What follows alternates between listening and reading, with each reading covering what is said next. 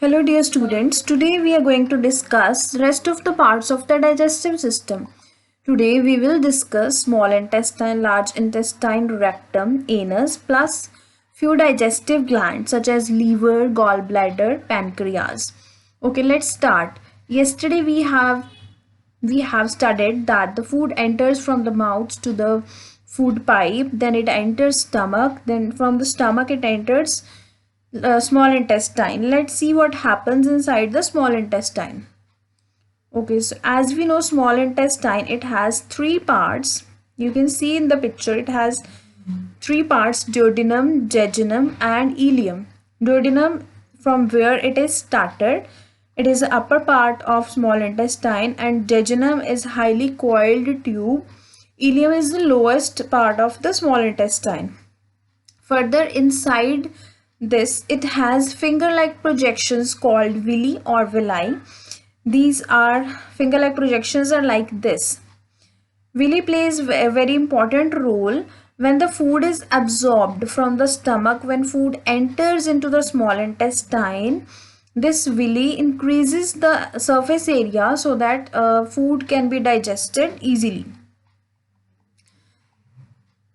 Then you must note down that small intestine it's called small due to its diameter.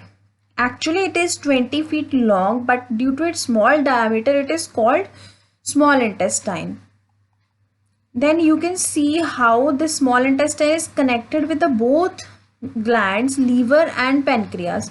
It gets secretions from both liver, this reddish brown colored gland, plus pancreas. Liver secretes the bile juice. When the food enters from the stomach to the small intestine, the bile juices, they are secreted and they convert the fats into simpler forms. And then from the pancreas it gets the pancreatic juices. You can see here the duodenum, these all basic processes occur in the duodenum. It is getting bile from the liver, plus it gets pancreatic juices from the pancreas. These pancreatic juices convert the carbohydrate, proteins, fats into their simpler forms. That means carbohydrates are converted into sugars, proteins to amino acids and fats to fatty acids. Then the food, after these all processes, it enters the lowest part of the small intestine, that is ileum.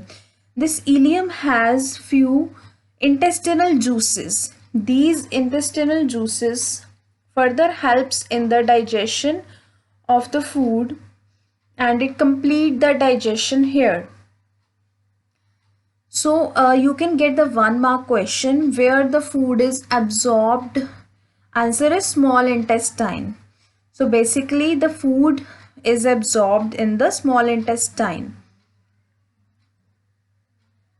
The food is absorbed in the small intestine and through the blood vessels. When the food will be absorbed here via the blood vessels, it will be sent to the different organs, and then in the different organs they will take that food and convert it into the complex form to get energy for the body. That process is called assimilation. So these both processes play very important role: absorption and assimilation. Clear? Okay, next, from the small intestine, still it has some unabsorbed and undigested food particles. That means that is not absorbed or that is not digested properly, such as water, also minerals also. So that all unabsorbed components will move to the large intestine here. Large intestine basically absorb the salt and minerals from these unabsorbed parts, and then it sends the waste material that is not useful, that is completely waste, not needed by our body. That large intestine will send in the rectum. Here it will remain as a semi-solid fecal material, and finally time to time it will be excreted out from the anus. So this last process is called egestion. Egestion means the waste products that are not needed by our body that are excreted out of the body. So I hope you are clear with all these concepts. Let's see some 1 mark question. First of all, you can get, this is very important question, what is the function of villi? Okay, you can note down this. Villi, it increases the surface area for absorption of digested food so that it can absorb easily. Then through the blood vessels, the food materials will enter to different organs. And then in the organs, there occurs the process assimilation. This is also important. This also you can note down. Then next 1 mark question you can get, where the water or the salt minerals are absorbed. These are absorbed in the large intestine. So large intestine absorb water and some salt from the undigested food. This is also a 1 mark question. Then large intestine is bigger or the small intestine, which is the wider? In actual, large intestine is wider and shorter than small intestine.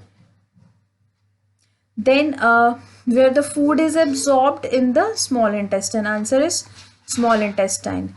Then what is the process called egestion? This definition you can note down, what is egestion?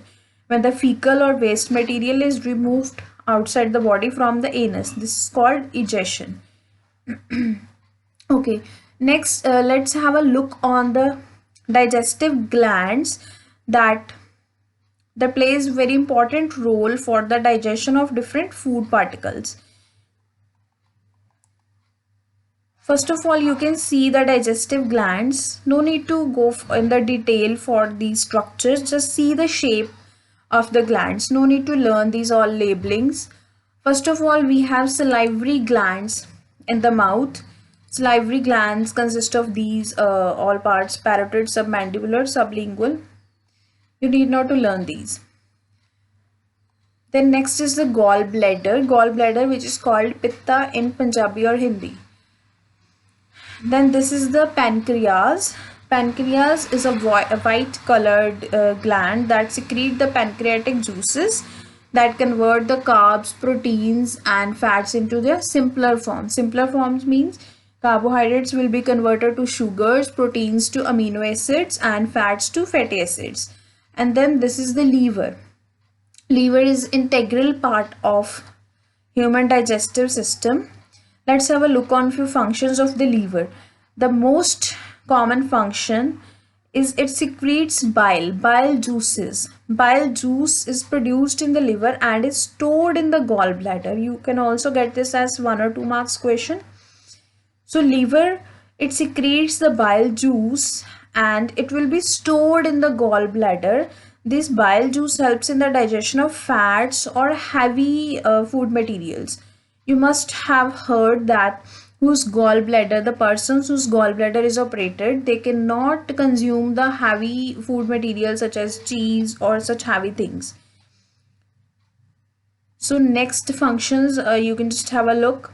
It stores the blood, then it breaks down the excess RBCs present in our body, then it maintains the sugar or glucose level of the body, and detoxification means the toxins are removed out of the body. D means removal.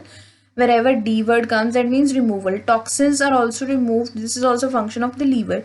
Then heat is generated. These all are the functions of the liver.